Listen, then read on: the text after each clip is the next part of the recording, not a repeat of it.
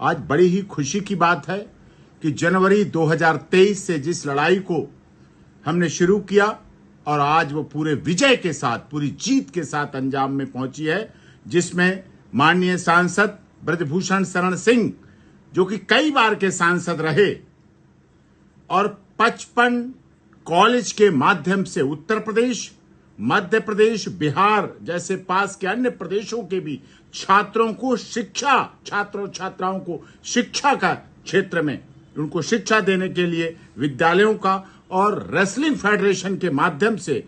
अपने देश की कुश्ती को बहुत ऊंचाई तक ले जाने के लिए अपना तन मन धन न्यौछावर करने वाले आदरणीय पूर्व सांसद ब्रजभूषण सिंह जी को, जो उन पर यौन शोषण का झूठा आरोप मनगढ़ंत साजिश, राजनीतिक साजिश के तहत लगाया गया था, उसको पूरा आज माननीय एएसजे साहिबा गोमती मनोचा जी, जो कि पटियाला हाउस कोर्ट से, जिसमें पॉक्सो वगैरह में पूरा 15/6/23 को रिपोर्ट दाखिल की थी पुलिस ने और 1/8/23 को बयान हुए थे कोर्ट, ऑनरेबल कोर्ट के सामने, जिसमें आज सारे उन आरोपों को समाप्त कर दिया गया। वो केस खत्म हो गया। एफआईआर नंबर 77/33 थाना कनॉट प्लेस में जो दर्ज हुई थी एफआईआर, वो पूरी तरह से उसको समापन हुआ है और ये सत्य की जीत है। सत्य परेशान हो सकता है, पराजित नहीं हो सकता। लेकिन मैं लगातार जनवरी से भी कहता रहा हूं 2023 से कि ब्रजभूषण शरण सिंह के सांसदीय जीवन को, राजनीतिक जीवन को, सामाजिक जीवन को, उनके पारिवारिक जीवन को और जिन्होंने अपने देश की सबसे बड़ी पंचायत में कई बार अपने प्रदेश के, अपने जनपद और लोकसभा सीट के अपने जनप्रतिनिधियों का प्रतिनिधित्व किया, उन पर जो लांछन लगाए गए थे, जो आरोप साजिशवश हरियाणा के कुछ राजनीतिक साजिश लोगों ने, जो रेसलिंग फेडरेशन ऑफ इंडिया को अपने मुट्ठी समझते थे, उन लोगों ने एक साजिश के तहत ब्रजभूषण शरण सिंह जी पर आरोप लगाए। झूठे आरोप थे, उनका पर्दाफाश हो गया। सिद्ध हो गया कि जो उस समय कह रहे थे झूठ, तब लोगों को कम विश्वास हो रहा था। आज माननीय अदालत ने, पटियाला हाउस की honourable ASJ madam Gomti Manocha ji ने 77/23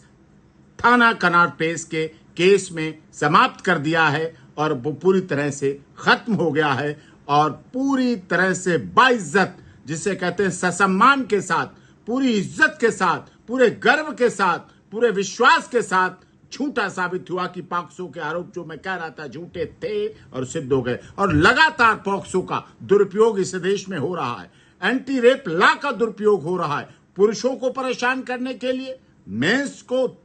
प्रताड़ना देने के लिए और पुरुषों को ऐसे झूठे रेप पॉक्सो के षड्यंत्रकारी केसों की वजह से उनकी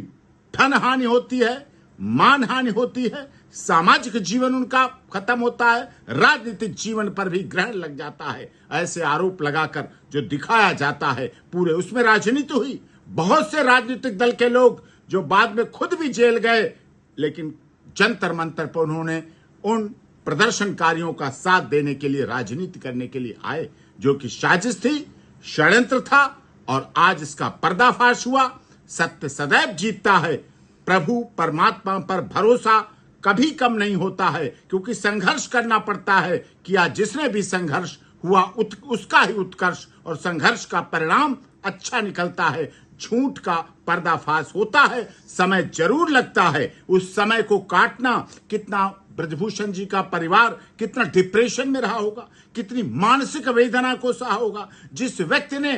अपना जीवन समाज के लिए